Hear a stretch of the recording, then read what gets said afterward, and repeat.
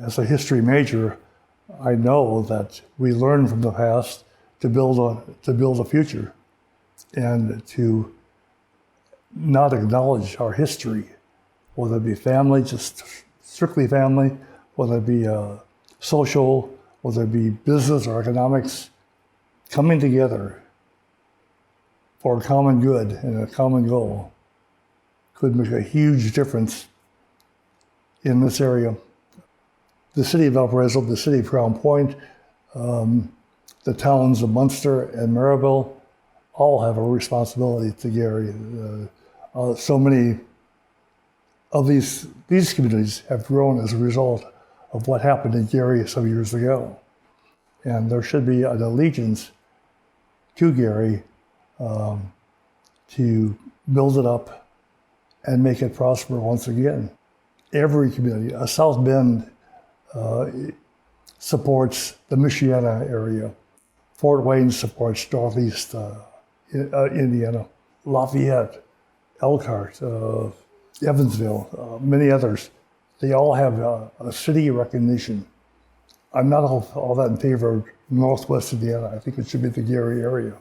I'm disappointed that the newspapers no longer carry the tag Gary Times or Gary Post-Tribune.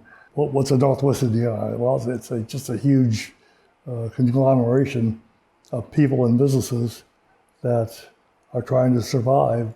Whereas if they had a Gary perspective, they would have a relationship to something beyond themselves. I think we're still too much focused on race and segregation. I really believe that. I think the Black economic culture is perceived to be poverty. It's perceived to be indigent, and that's not really totally true. There are successful Black people, and rightly so. The economics of the African American culture is not the same as the economics of the white culture, and yet there's a need, and it could be a real appreciation if the two economic societies would come together and support and learn from one another.